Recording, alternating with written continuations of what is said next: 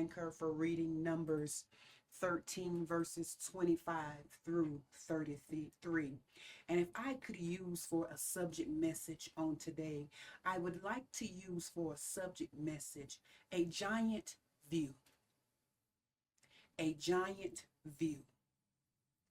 And one of the most funniest things is when you can have two people that are looking at the same thing, but they see it different. They see it different. They see it different. Anybody know what I'm talking about? Have you ever experienced something where you're looking at something and somebody else is looking at the same thing and you guys see it totally different? And sometimes you're sitting there and you're just scratching your head like, I don't know how they saw that. I don't know how they got that. Uh-oh, my husband is the main one that is raising his hand. Is he trying to tell on me? Oh my goodness. But nevertheless, there's often times that we have those moments where we see something one way and another person sees it a total different way. And sometimes if we're not careful, so much confusion and chaos can come out of that because you're not understanding how they can see it that way and they're not understanding how you can see it that way or another way.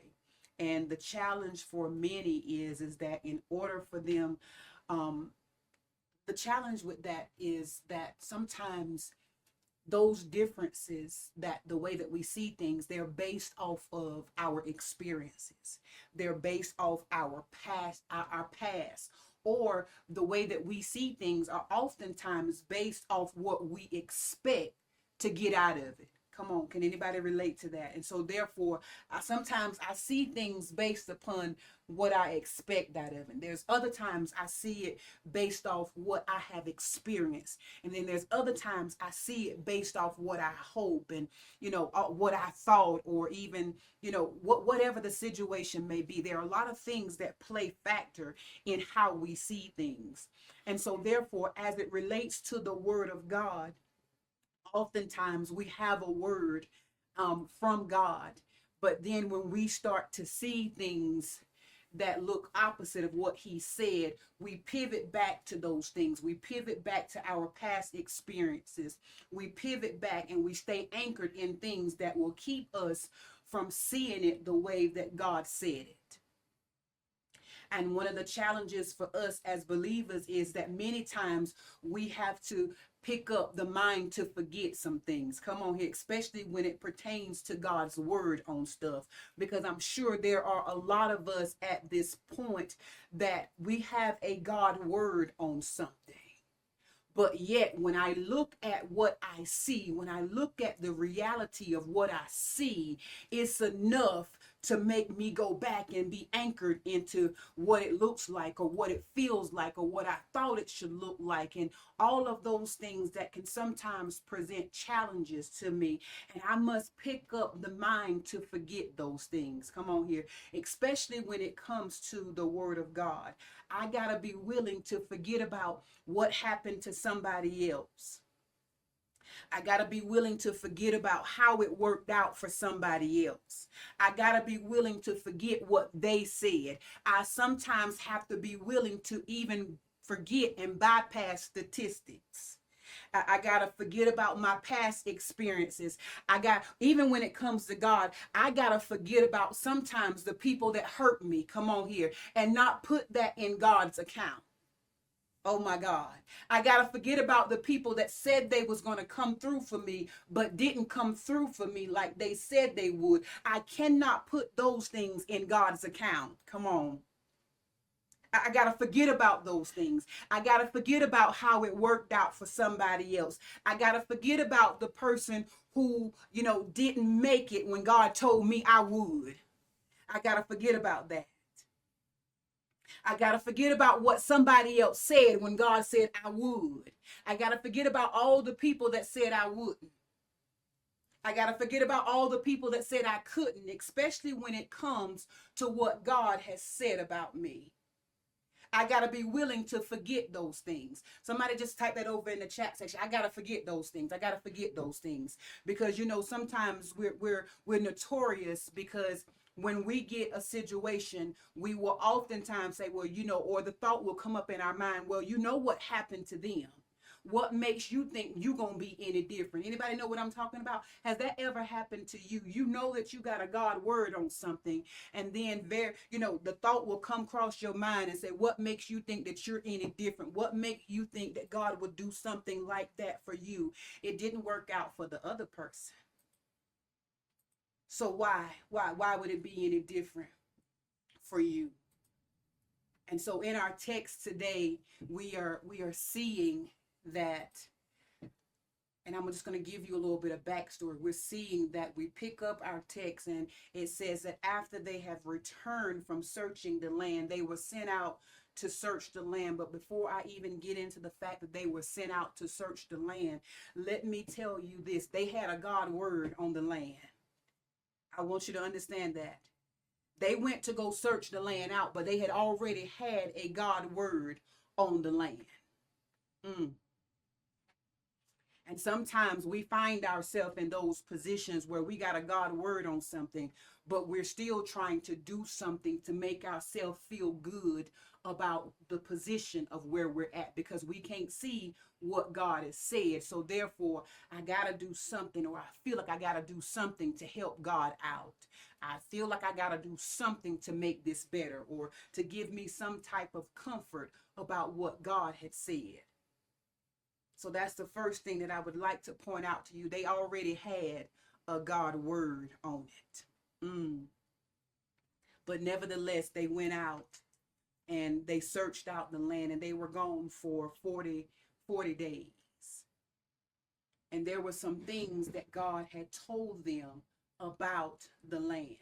God told them that the land was going to be plenteous. God told them that the land was going to be flowing with milk and honey. But I also want you to understand that in God's promise to them, in God addressing them and telling them what the land was going to be like and what the land was going to have, he never told them about anything as far as the enemies in the land. This is why we have to be careful when God tells us something, that we don't go looking for anything else other than what he said. Because it can sometimes become a distraction to you. God was intentional on what he told them. Come on here. Do you not know whatever God has told you, he was intentional at the specific details of what he gave you? Woo! Because he did not want you to lose focus on what he was saying.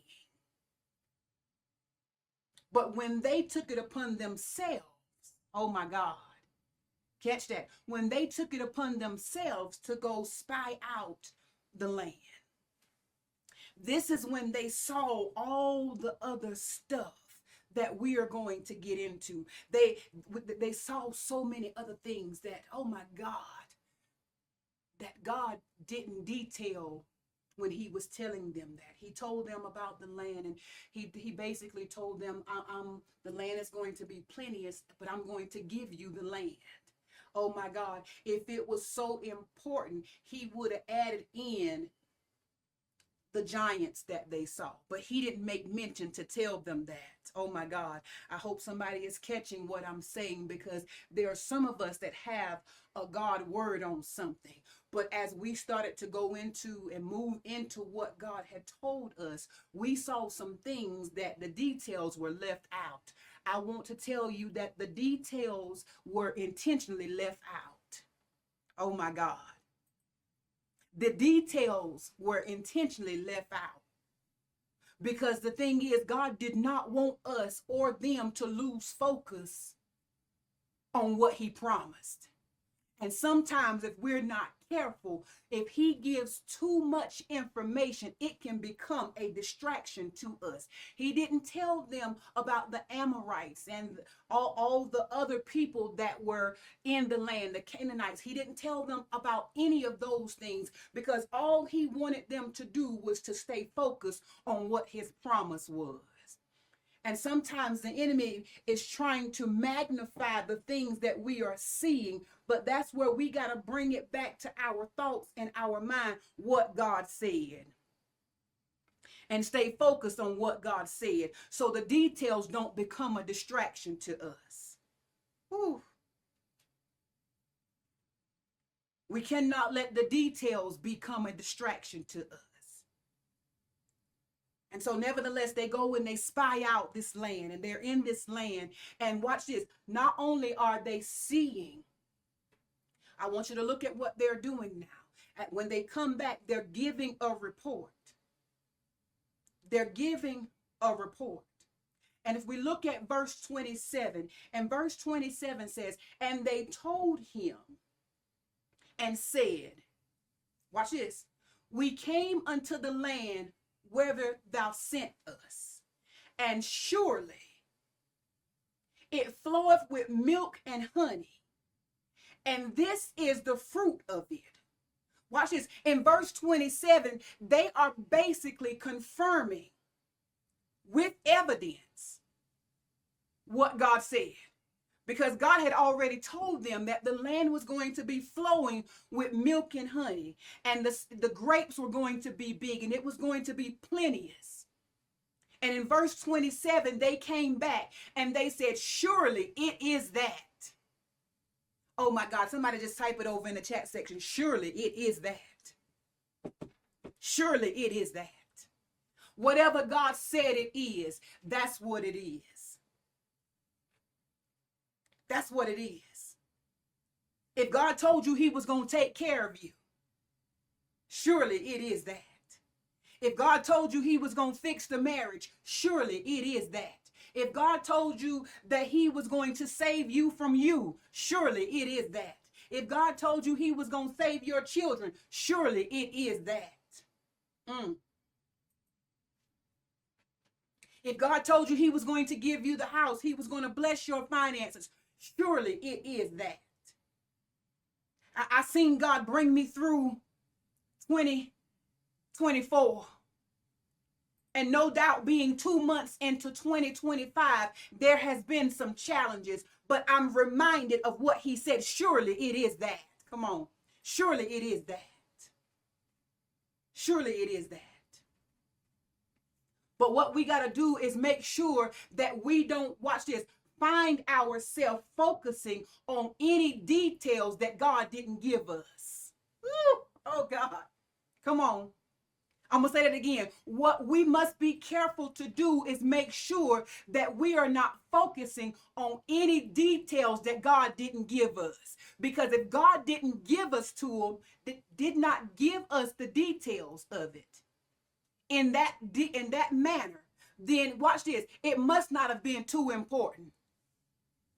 How important was it if he didn't tell it to you? How important was it, or is it, if he didn't expound on it? What do you mean, Pastor Fran? Just make it a little bit plain for us. Let's just use something that we can all relate to and be able to reference to a lot easier and quicker. How many times have God ever told you that he was going to take care of you? He was going to provide for you, and he was going to make ways for you. All of a sudden, or not even all of a sudden, but to only experience financial challenges. Come on here. The unexpected bill pops up, or the unexpected maintenance problem on your vehicle pops up. Well, wait a minute. I thought God said that he was going to take care of me. I thought God said that he was going to, do these things for me. And if God is going to do these things for me, then why is this happening? Can we relate to that? God, we got a God word on something, and then it seems like everything opposite starts happening in comparison to what he said. And then the things that are happening are making us feel some type of way, as if he is not really going to do it. But that's when you need to come with a surely it is that. Whatever he said, surely it is that. And if we are not careful, we will let the things that, I want to use the word pop up, but they're not even really pop up. It might have popped up to me, but it didn't pop up to God. Come on here. I might didn't know about it, but he knew about it. And because he knew all things, he still gave me a God word on it.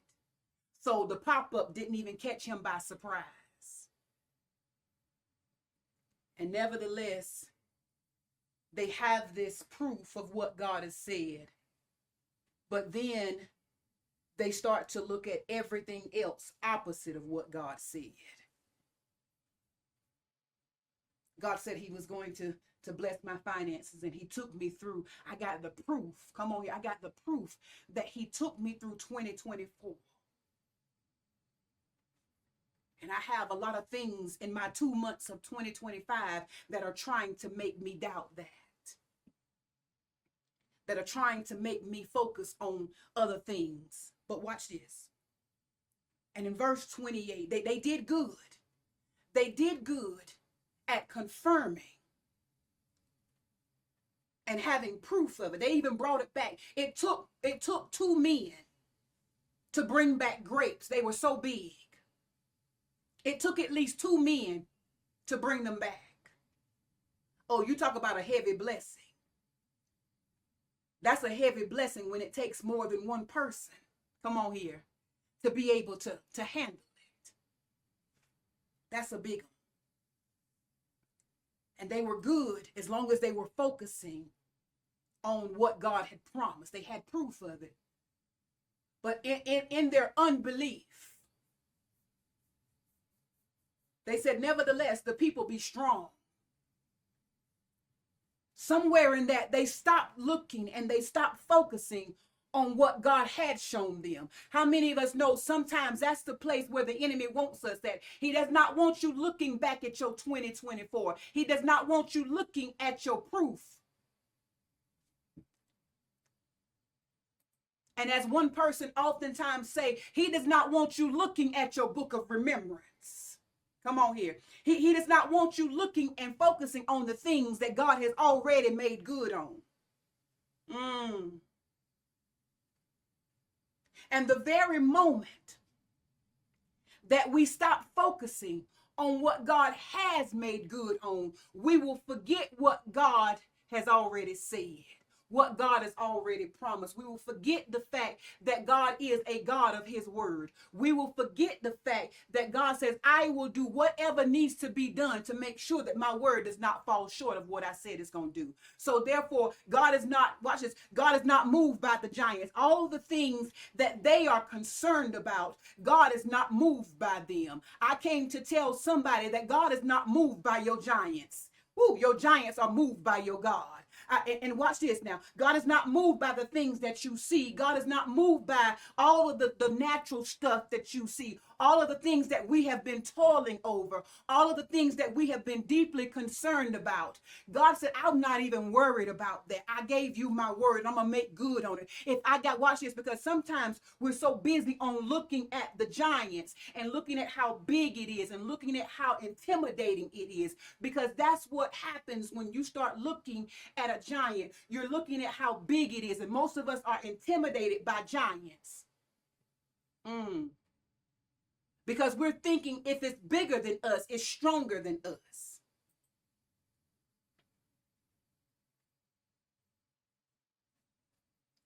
But most of you know that Nate used to play football, and you know, it didn't matter how big they were. It was about, come on here, it was about the technique that you use. Woo, come on here.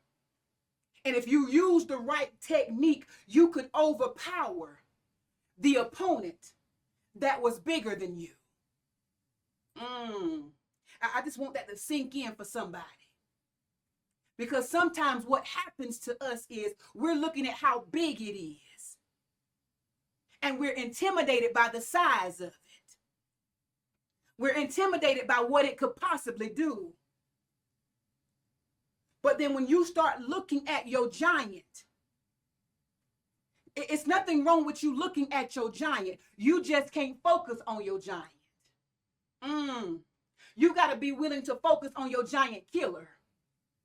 What is your giant killer? Whatever his word says, that's what's going to kill your giant. And oftentimes where we mess up at is that we're so focused on the giant that we don't ever shift our attention to the giant killer. His word is a giant killer. His promise is a giant killer.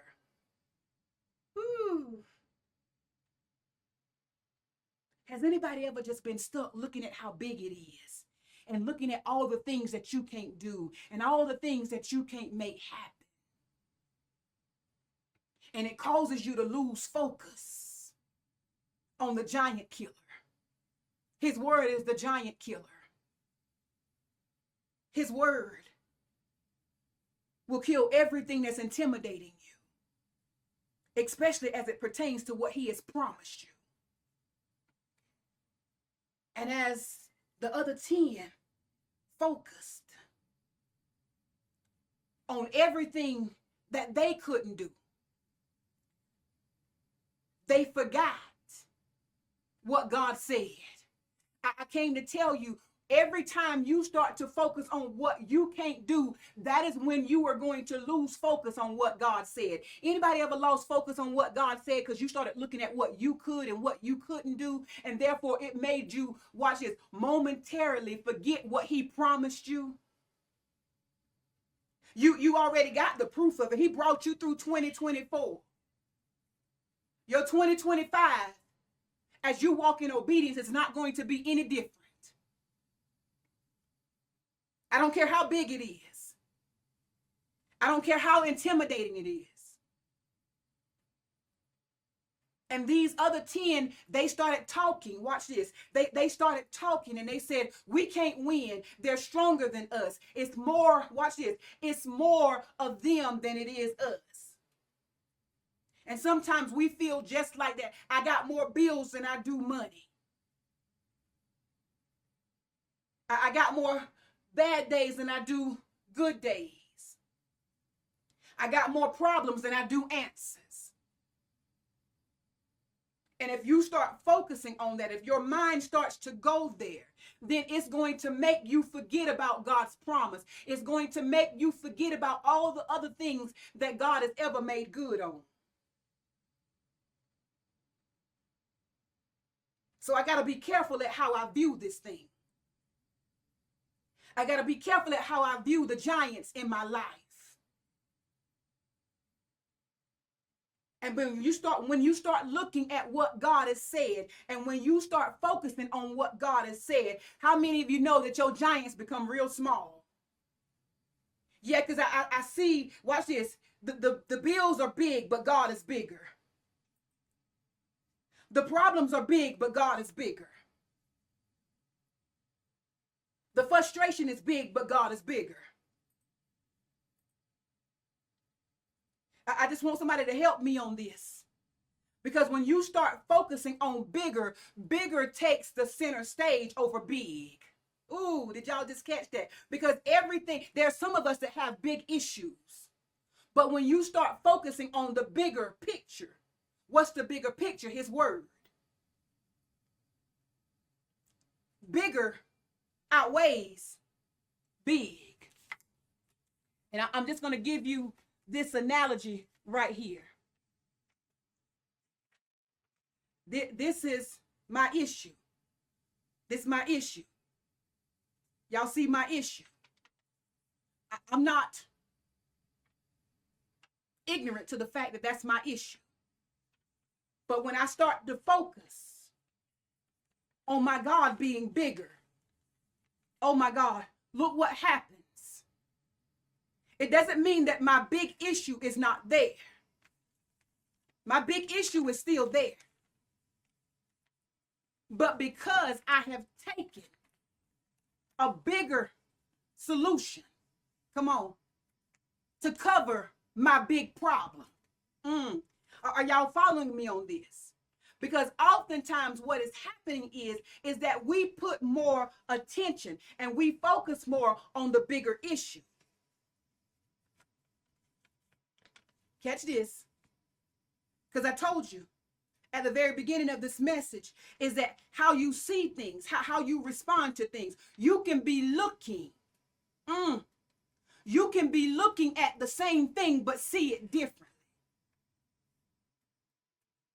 Are you willing to see it differently?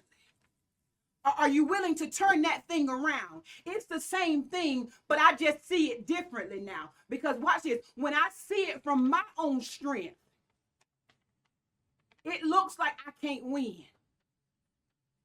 It looks like I'm going to have a blackout. Come on. Or I'm going to tap out. But when I start looking at it through what God said, I know it's enough to cover everything that I'm dealing with. It's enough to cover everything that I'm facing. It's a big issue, but my God is bigger. It's a big problem, but my God is bigger. Now you might be like, Pastor Fran, how do I get there? How do I get there? How do I get there? Notice what I did. I was not ignoring the fact that I had a problem. I was not ignoring the fact that I had an issue. But what I did was I focused my attention on God and his word that made, watch this, that made my big issue seem much smaller in the lens of his word. I came to tell somebody your big problem will become smaller if you look at it through the lens of God's word. How are you viewing your giant? You got proof that God's word is good. You got proof that God is going to do everything that he said. But every now and then you got this stuff that comes up and tries to get your attention and tries to call your attention to details.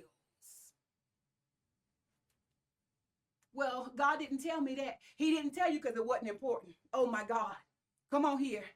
He didn't tell you, he did not withhold that information from you because he was trying to keep it from you. I came to tell somebody, he didn't tell you about the problems. He didn't tell you about the challenges because he said, I got that. When I gave you my promise, he said, I took care of that. Even when I gave you my promise, it was not of an importance. So if it's not of an importance, it shouldn't be throwing you off your rocker because he knew that you was going to get that report. He knew that you was going to get that bill. He knew that you was going to have these relationship issues. But he said, I did not tell you all of those things because I wanted you to completely focus on what I promised you. I didn't tell you that it was going to go down like that, because I didn't want you to lose focus on what I promised you. And the enemy has been trying to twist that and tell you that God didn't tell you that because he was trying to make you feel like God was not going to honor what he said. That's why he didn't tell you, because he was really going to fall short of it.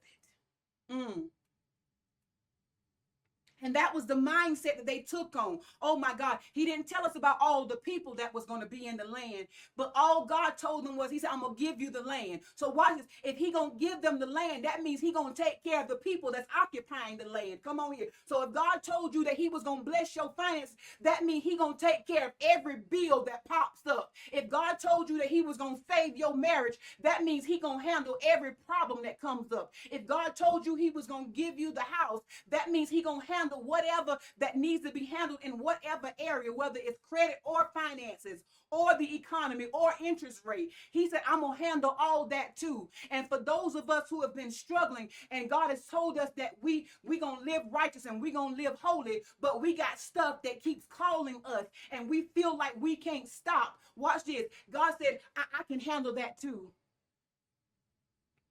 I can handle that part of it too, if you'll just believe me for it.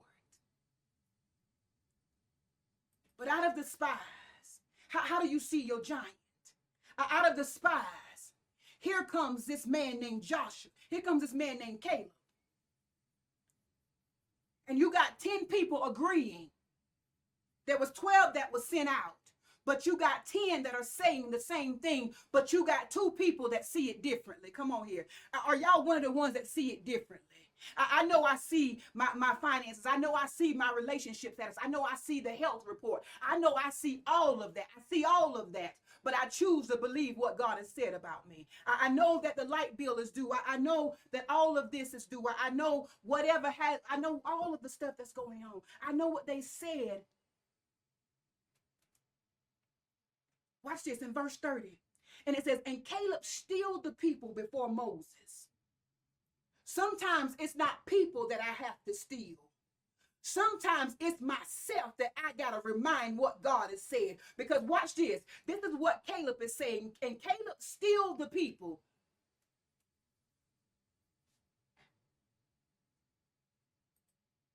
before Moses and said, let us go up at once and possess it. For we are well able to overcome it. Oh my God. Is anybody talking to themselves on a daily basis and saying, be still? We are well able to overcome this. Overcome it. I don't know what your it is, but you need to pick up the mentality. You got proof, because if you look at it, God brought you through all of 2024. But the enemy is trying to tell you that your 2025 is going to be your end. It is. It's going to be the end of all the trouble and all the torment that you've been trying to give me. Because I'm going to steal myself. For we are well able to overcome it. On this one, I'm not trying to convince people. I'm encouraging myself on this one. There's times I have to sit in there and say, Pastor Francis, we're going to overcome this. I know what it looks like. I know what it feels like. I know what popped up yesterday. I know what popped up today. I don't know what might pop up tomorrow, but whatever it is, we are well able to overcome it. And if you go over in the next chapter, he tells the people, he said, all we got to do is focus on obeying God. Oh, God. And he said, God gonna take care of the giants. God gonna take care of everything that's threatening you. God gonna take care of everything that's making you feel like that it ain't gonna happen for you. But you gotta be willing to see God as your giant killer. You gotta be willing to see his word as your giant killer. It's going to kill everything that's intimidating you. It's going to kill everything that's making you scared. It's going to kill everything that's making you fearful. It's going to kill everything that's making you doubt.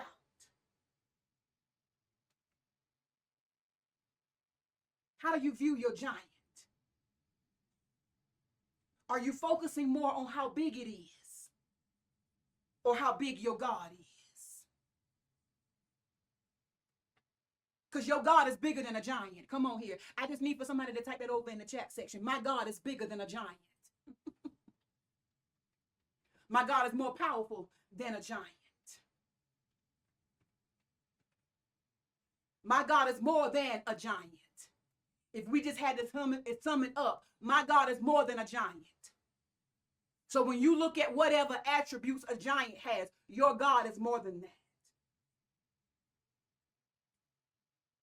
If you're looking at how big the health challenges are, your God is more than that giant. If you're looking at how big the financial issues is, your God is more than that giant. If you're looking at the marital problem or the relationship problems, your God is bigger. Your God is more than that giant. Whatever your giant is, your God is more than that giant. Your God is stronger than that giant. But it all depends on your view.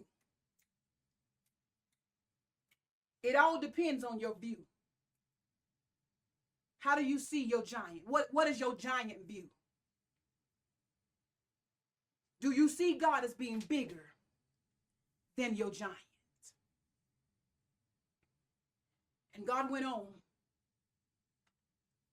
despite being angry at them, because one of the most hardest things